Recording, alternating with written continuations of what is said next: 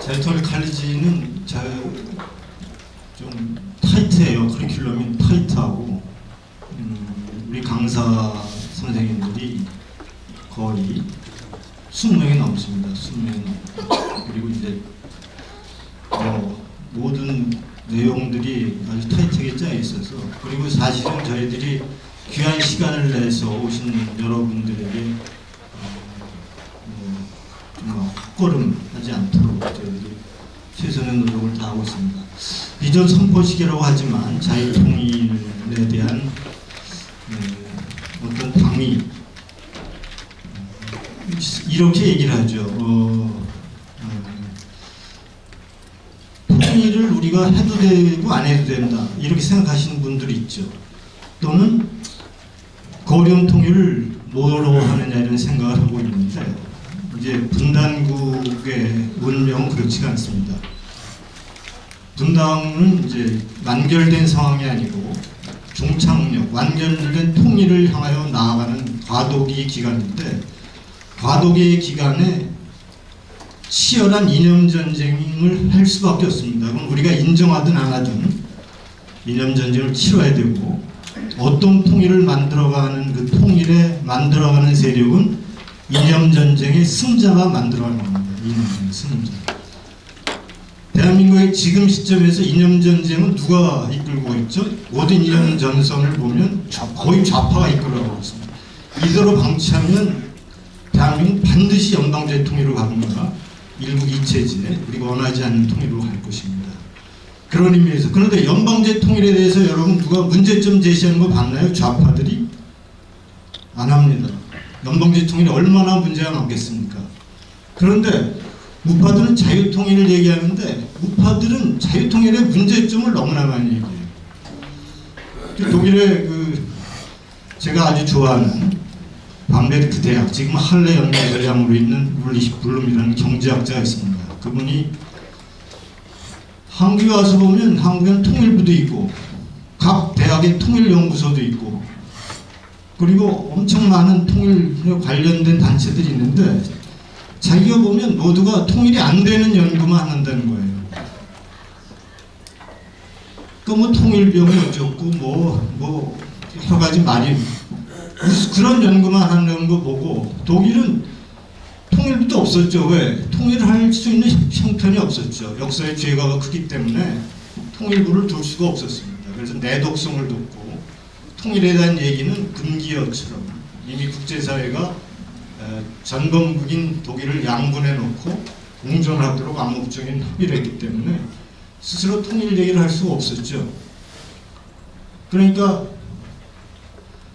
내독성을 뒀고 통일에 대한 얘기를 못했었죠.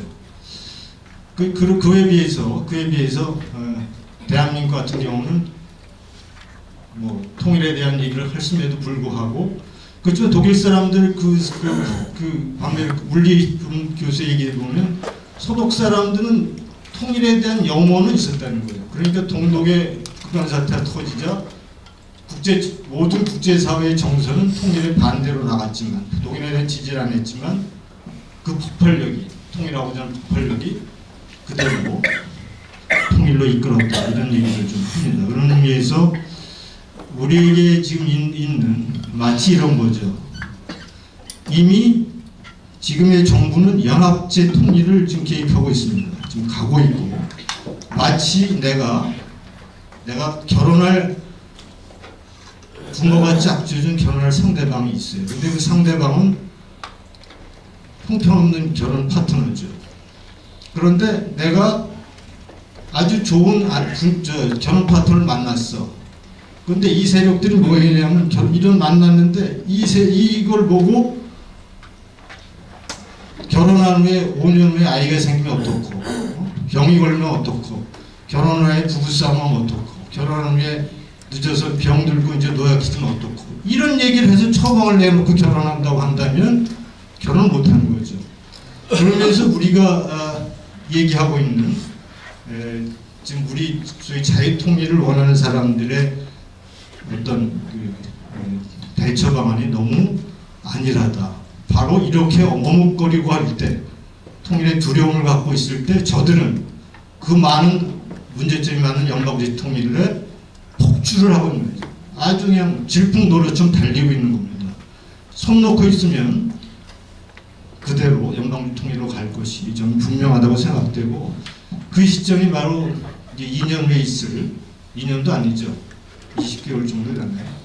우리 총선이 바로 전환점이 될 겁니다. 그들이 만약에 또다시 그때 다수의 세력으로 차지한다면 반드시 우리는 통일을 우리나라 연방주의 통일을 할 것임을 분명하다는 얘기를 좀 하게 됩니다. 제가 그 얘기를 하기 전에 오늘 도이체 벨레, 독일의 전파라는, 마치 미국의 보이스 오브 아메리카 같은 독일의 방송인데요. 이런 보도를 했어요. 문재인은 정경유착의 전형을 개혁하겠다며 대통령에 선출되었다. 하지만 뚜렷한 성과를 보여주지 못하고 있다.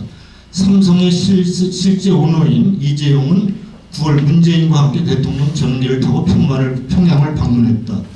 남북 정상회담을 통해 합의된 남북 경협 프로젝트 대표단의 일원이 되었다. 독이 세계적인 기업 인증을 여전히 재판을 남겨두고 있다. 이 이전의 보도가 뭐냐면요, 이명박 대통령, 박근혜 대통령이 소위 정경유착을 통해서 감옥에 갔다는 것을 보도한 겁니다. 그래서 15년형을 받고, 그리고 박근혜 대통령 30년 이상의 형을 받고, 이것이 다 정경유착의 고리 때문에 이제 감옥을 가게 됐다. 그런데 문재인 대통령은 정경유착의 고리를 끊겠다고 대통령이 당선이 됐지만, 그 역시 이재용을 데리고 평양을 갔다. 이 보도를 한 겁니다. 그래서 스스로 정경유착의 고리를 끊겠다는 사람이 정경유착을 가장 많이 하고 있다 라는 식의 보도를 한 것을 여러분께 우선 소개를 해드립니다. 제가 오래전부터 유럽 소식을 전해요. 유럽 통일과 유럽에서 바라보는 북한 소식을 전하는데, 1월 1일부터 제가 지금 올 1월 1일에 유럽 독일에서 전해진 첫 번째 보도가 뭐냐면요, 북한의 신년사는, 김정은의 신년사는 독배다. 독배를 들기 전에 주의해야 한다는 보도를 시작으로 해서 오늘까지 제가 계속 유럽에서 보도되는 북한 소식을 전하고 있습니다. 여러분이 들어보지도 못하고 생각해보지도 못하고 한국의 언론에서는 들어보지도 못했던 그런 소식들, 엄청난 소식들을 그동안 우리가 쭉 전하고 있는데, 그건 기회가 되면 알려드리도록 하겠습니다. 자유통일 칼리지의 전제는 어쨌든 분단은 완결된 상황이 아니라 통일의 종착역을 향하여 나가는 과도기 상황이다. 그럼 이념 전쟁의 승자가 어떤 통일을 결정한다. 이런 얘기입니다. 그러니까 자유통일을 우리가 오늘 이성건이 어저께 무슨 얘기를 했냐면요, 개성공단과 금강산 관광의 중단은 남한내 반통일 세력 때문이다. 이렇게 얘기했어요. 그 반통일 세력, 거기서 통일은 뭐죠? 반통일 세력. 절대로 자유통일이 아니죠. 이 정도 우리 사회가 통일과 관련돼서 아무런 개념 정리 없이 함부로 사용하고 있다는 거죠. 이런 의미에서 자유통일 칼리지, 자유통일이라는 개념은 통일과 함께 반드시 우리가 사용해야 되고, 통일이라는 얘기를 쓸 때마다 그 통일이 어떤 통일인지를 따져볼 필요가 있다, 이런 얘기죠. 목표는 정치적 자유와 경제적 시장의 가치를 북한으로 확대하는 거 아닙니까? 확대하는 것입니다. 여러분, 평화통일이 아닙니다. 평화통일이 우리의 목표가 아닙니다. 독일이 전쟁으로 통일했습니까? 독일은 전쟁 없이 평화통일했습니다. 그렇지만 자유통일이 이룬 거죠. 비전은 통일로 활성화한 대한민국이 선진 강국으로 도약해 동북아적인 선도국가가 되는 것이 자유통일 칼리지가 내다보는 비전이다 말씀드립니다. 이념전쟁의 유형을 좀 잠깐 보면, 이념 전쟁의 특징은 합리적으로 그리고 이성적으로 접근한다는 것입니다. 예를 들어서 독일식 통일, 일국 일체제는 비용이 많이 들고 부작용이 크다. 이렇게 얘기하고 있습니다. 한반도 통일은 점진적으로 이루어진다. 이렇게 얘기하고 있습니다. 김정은과 대화 교류 협력에 대한 비판하면 전쟁하는 것이냐고 반문하고 있습니다. 매우 이성적이고 합리적으로 접근하고 있습니다. 그런데 일부 독일식 통일은 비용이 많이 들고 부작용이 크다. 이렇게 얘기를 하잖아요. 여러분, 독일 통일 비용을 많이 지불했습니다. 그런데 통일 후 한 10년쯤 돼서 통일 비용을 얘기하는 사람은 마치 촌스러운 사람이죠. 왜 그랬을까요?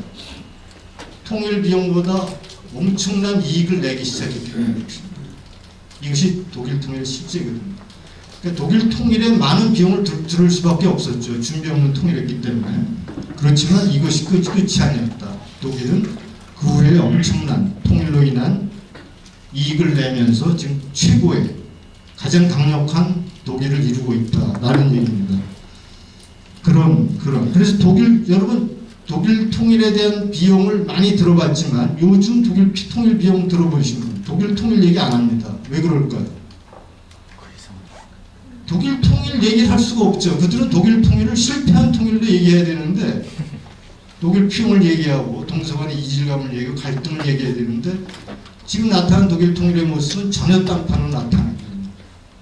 정말 정치적으로 강대국됐고 경제적으로도 강력한 나라. 독일의 GDP가 유럽 전체 30% 이상을 차지합니다. 이런 나라가 됐기 때문에 이제 독일 통일 얘기 안 합니다. 좌파들은 얘기를 안 하죠. 스스로 독일 통일을 얘기하면 자기 올무에 씌우기 때문이었습니다. 한반 통일을 점진적으로 이뤄야지 됩니다. 유명한 체제 전환 그리고 통일 과정을 연구했던 에슬란트라는 경제학자가 있습니다. 스테인의 경제학자가 이런 얘기를 했습니다. 점진적 통일, 점진적 체제 전환은 아름다운 말처럼 들리지만 그것은 제가 일기 때는 얘기했지만 생선수프를 수족관으로 만들려고 하는 것과 똑같은 것이다. 생선수프를 보고 바로 수족관이 되고자. 왜 그러냐? 점진적 통일에는 내가 생각하는 가장 중요한 포인트는 체제 전환이라든가 통일에 있어서 공산 세력을 완전히 배제하는 것이라는 겁니다. 점진적 통일이라는 얘기는 바로 다른 말로 얘기하면 공산 세력들이 통일의 과정에 참여할 기회를 주는 것이다. 이렇게 정의하고 있습니다. 그래서 여러분 보십시오. 동유럽 국가 중에서 성공한 나라들 보십시오. 체제 전환하고 체코 폴란드입니다. 헝가리죠. 나머지 불가리아, 루마니아 이런 나라들은 여전히 지금 구소련의 위성 국가들, 구소련에서 독립한 국가들 다 마찬가지입니다. 여전히 경제적으로 낙후한 나라죠. 결국은 급진적으로 통일의 과정, 체제 전환의 과정을 이룩해낸 독일이라든가 그럼 체코, 폴란드, 그리고 헝가리 같은 나라만 경제적으로 부강한 나라가 되어가고 있는 겁니다. 이런 의미에서 점진적 통일이라는 얘기가 말은 쉽게 들리지만 점진적이라는 얘기 속에는 과거 공산당 세력이 그 과정에 참여한다는 의미에서 점진적이다. 그렇기 때문에 그건 실패로 될 수밖에 없다. 이런 얘기를 말씀드리겠습니다. 김정은과 대화 교류 협력에 비판하면 전쟁하는 것을 반문하고 있습니다. 독일이 호네커와 대화하지 않았습니다. 통일로 대화하지 않았다는 얘기죠. 통일 문제는 호네커화되지 않았고 자유선거를 위해서 선출된 드메저 총리와 통일 얘기를 했죠. 그런 의미에서 독일은 전쟁 없이도 자유민주 통일을 했다는 사실을 좀 이해했으면 좋겠습니다. 제가 이 정부가 추진하고 있는 일국이체제, 영광제 통일 또는 국가연합의 얘기를 좀 하겠습니다. 북한과 연방제는 권리 행사는 포기하고 의무만 떠안는 일이다 얘기를 하고 있습니다. 낙후한 북한의 끊임없는 요구가 이어질 것이다. 가난한 아이를 돕는 것하고 양자를 드리는 것하고는 다르다. 북한은 민족의 창으로 보면 혈육이지만 국제질서의 창으로 보면 3대 SS 권력이다. 구체적으로 이제 이렇게 얘기 드릴 수 있습니다. 남과 북이 현체제 그대로 국가연합과 연방국가를 이룬다는 것이 이 정부의 통일 방안입니다. 근데 이것은 이론적으로도 없고 현실 사례도 없습니다. 역사적으로. 이것이 되면 어떤 일이 일어날까요? 남북 간의 입적, 민적, 물적 교류가 활성화되겠죠. 그러면 이것이 어떤 모습으로 나타날까요? 북한은 남한의 자유나 인권의 가치가 북한 주민에 전달되는 것을 절대로 방치하지 않을 겁니다. 왜? 그 나라는 독재 정권이고 아직도 1인 독재 체제이기 때문에 남한이 주장하는 자유나 인권의 가치가 북한에 전파될 수 있는 가능성이 전혀 없습니다. 다른 한편 남한은 자유민주 체제로 표현과 사상의 자유를 내세워 북한의 선전 세력이 남한에 얼마든지 침투할 수 있습니다. 지금 현재 종북 세력이 있나요? 없나요? 있죠. 통진당의 잔재 세력도 있죠. 통진당의 세력이 지금 국회에도 진출된 거 여러분 아시지 않습니까?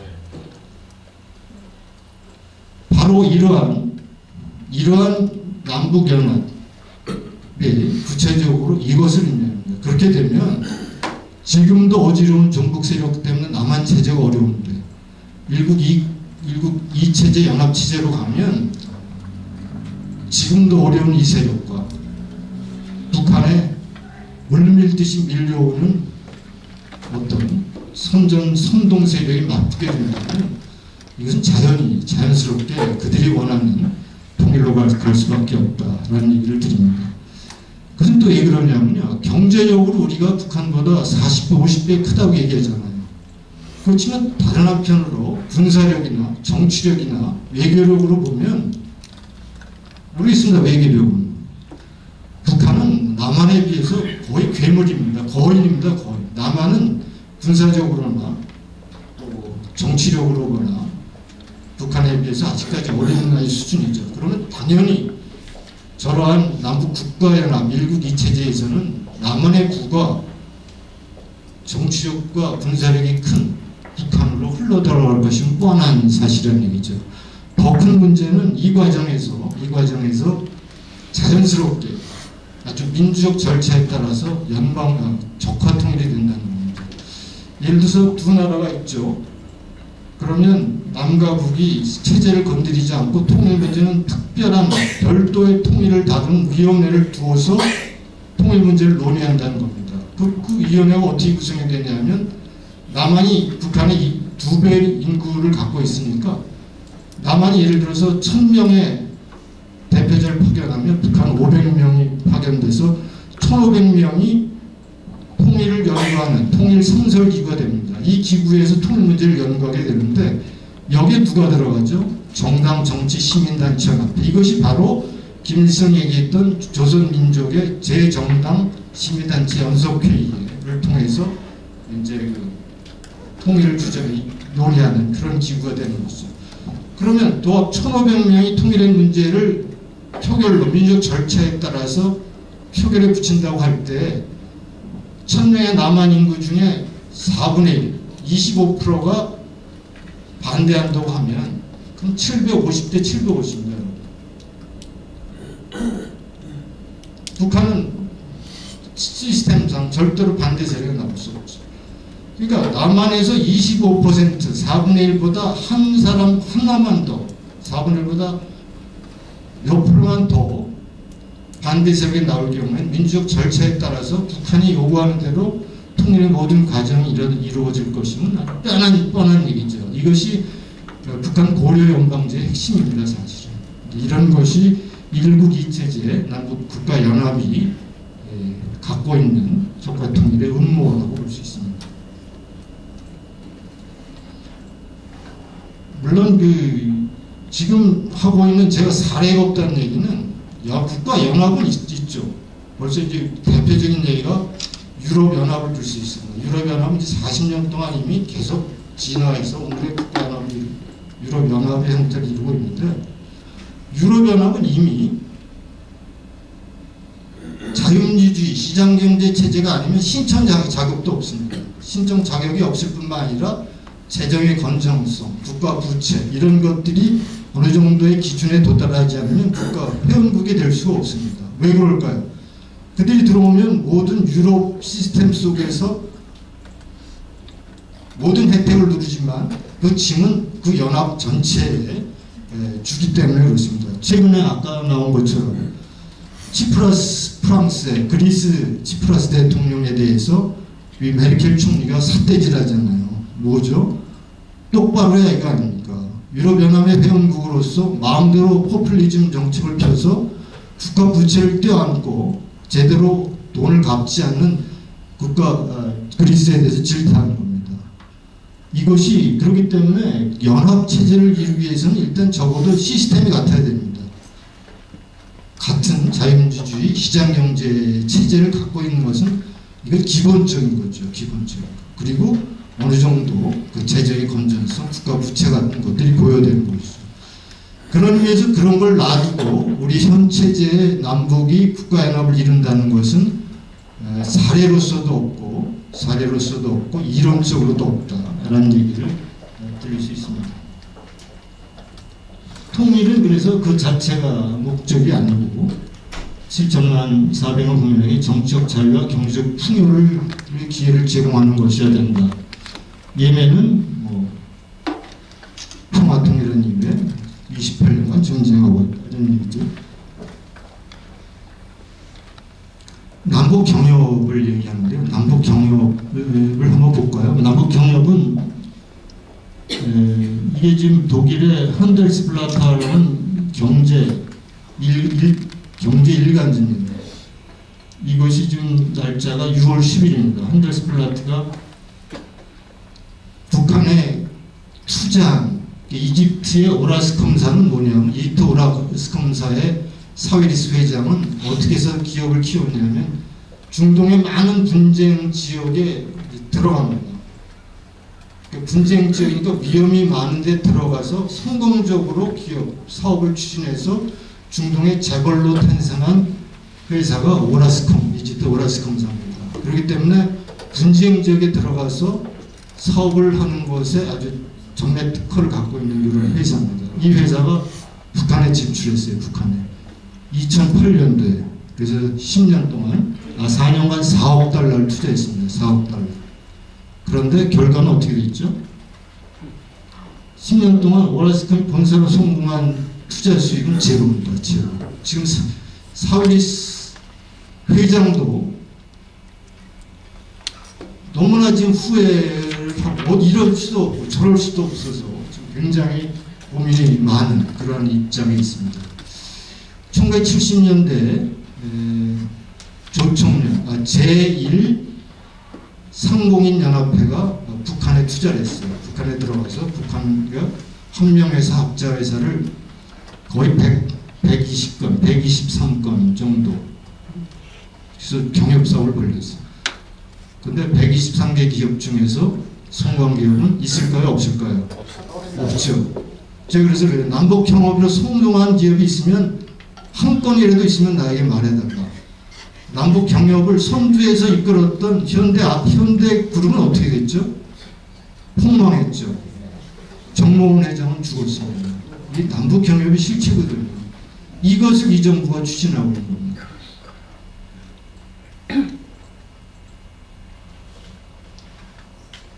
독일이 예상 밖의 통일로 천문학적 비용을 치러했지만 독일 통일력이 이렇게 치열한 나라로 성장할 수 있다면 통일 과정에서 자유와 시장의 가치를 지켜내기 때문에 이게 굉장히 중요한 겁니다. 이것 잃어버리면 아무리 돈을 적게 들여도 공짜로 통일을 해도 자유시장 경제를 잊어버리면 그 나라는 망하는 겁니다. 소멸되는 겁니다. 소멸. 이거 한번 볼까요? 여러분 1949년에 분단됐어요. 동서독이 49년. 그리고 1990년에 통일이 됐는데 이 기간에 동독의 1인당 GDP를 보면 대충 1949년도에 한 2,000 유로 그리고 90년 통일 시점에 글쎄 한 8,000유로 되는 거죠. 서독은 이미 25,000유로가 됐죠. 90년대. 그리고 90년도 이 분단 기간 중에 동독의 이 경제 성장률을 보면 성장하다가 또 이렇게 마이너스 성장하다가 조금 그냥 굉장히 미미한 경제 성장을 보이죠. 서독에 비하면 엄청나게 차이가 있죠. 근데 통일한 걸 보시죠. 통일한 후에 거의 수직 상승 아닙니까? 통일한 후에 거의 수직 상승입니다.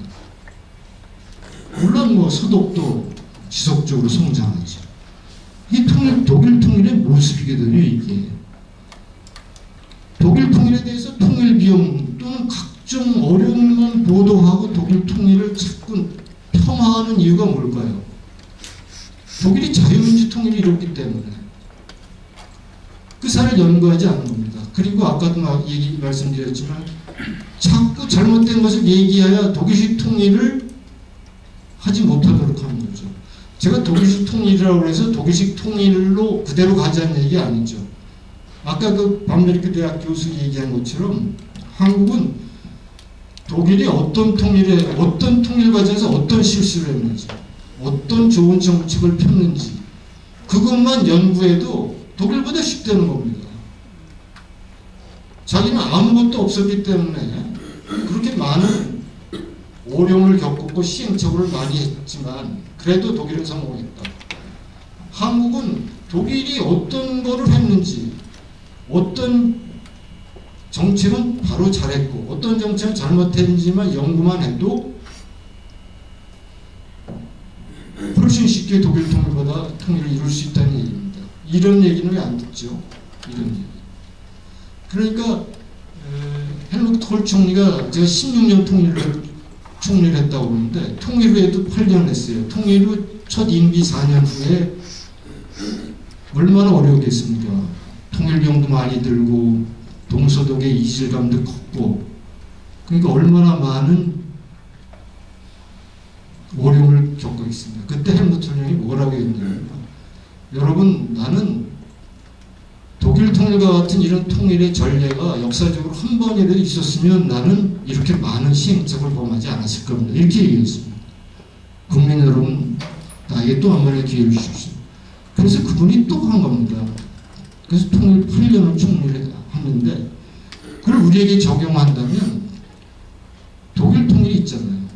독일 통일에 우리가 따라가자는 얘기 아니라 독일 통일을 보자는 거죠. 그렇다면 예멘 통일을 보겠습니까? 베트남 통일을 보겠습니까?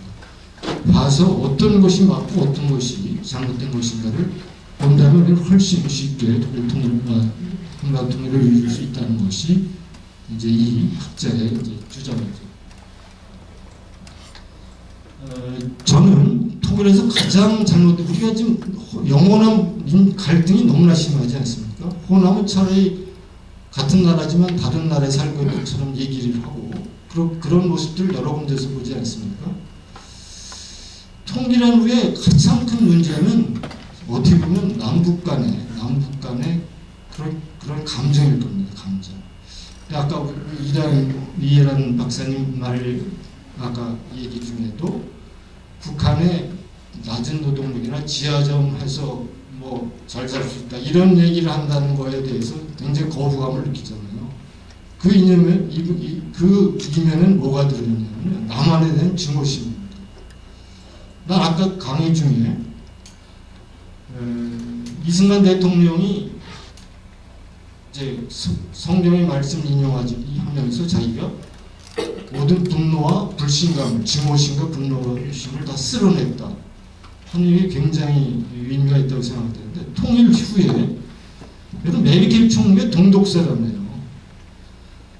통일 후에 통일된 독일을 이끌었던 사람들 중에 주요 포스트에 있었던 사람들이 동독 사람들이 많아요. 메르켈 총리뿐만 아니라 가우프 대통령. 통일 후에 8년 동안 하원 의장을 지낸 사람도 동독 사람이에요. 그리고 연방교통부 장관, 브란덴베르크 주총리 이런 사람들 동독 출신입니다. 그런 의미에서 우리가 통일한 이후에 북한 사람들이 정말 남한의 오만함을 느끼지 않도록 북한 싸움을 배려하는 건 굉장히 중요합니다. 저는 또 역으로 북한 분들에게 그런 얘기를 드리고 싶습니다. 남한 사람들하고 갈등 빚어 좋을 거 하나도 없다. 오히려 이승만의 정신처럼 나는 그들을 다 중호심을 다 잃어버렸다. 씻어냈다. 이렇게 하는 것이 통일에 훨씬 더 통일한 국을 갖고 가는데 핵심이다. 제가 이런 얘기를, 여러분 독일 통일을 반대하는 여러 가지 이유 중에 있었지만 사실 이거는 통일 지난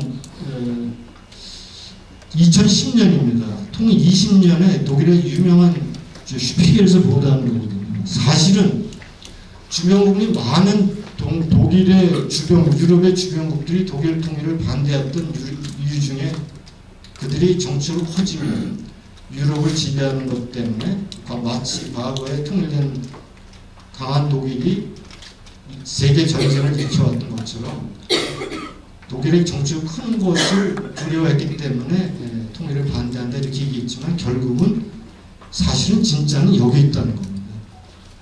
동독 경제는 소독의 손질을 받으면 찬란히 빛날 다이아몬드 원석과 같다.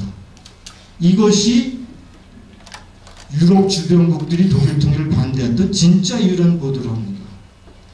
저는 여기서 그런 얘기를 하고 싶어요. 북한의 한 나라가 사실은 지하자원 매장량이, 제가 이걸 보여드리죠. 이게 이제 매니저 마가진이라는 독일의 유명한 월간 경제, 주간 경제지입니다. 매니저 마가진이라는 건데, 아시아 전문가 모비우스 사람이 이렇게 얘기했어요. 북한은 거대한 기회의 땅. 거대한 기회의